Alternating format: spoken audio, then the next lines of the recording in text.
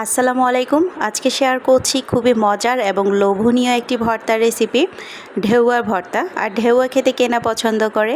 টক ঝাল মিষ্টি এই ঢেউয়ার ভর্তার রেসিপিটি আজকে আপনাদের সাথে শেয়ার করব। চলুন তাহলে মূল রেসিপিটি শুরু করছি।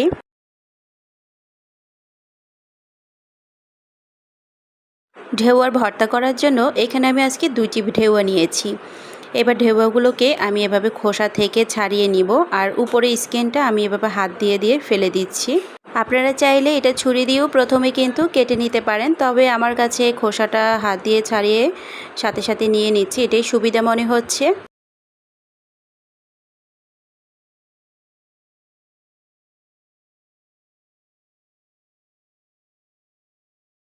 দুটি ঢেউয়াই আমি এভাবে খোসাগুলো ছাড়িয়ে নিয়ে নিয়েছি। এবার আমি এই ঢেউয়াগুলোকে ভর্তা করে নিব। আর ভর্তা করার জন্য যা যা লাগবে এখানে আমি এখন দিয়ে দিয়েছি হাফ চা চামচ মরিচের গুঁড়ো, চিনি দিয়ে দিচ্ছি 1 চা চামচ, লবণ দিয়ে দিচ্ছি স্বাদ মতো।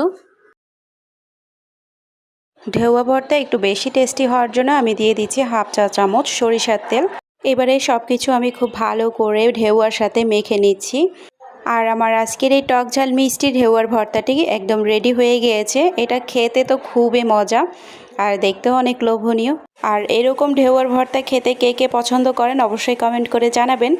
যদি রেসিপিটি ভালো লেগে থাকে একটি লাইক দিয়ে চ্যানেলটি সাবস্ক্রাইব করে পাশে থাকবেন। আজকের মতো এতটুকুই। আল্লাহ হাফেজ।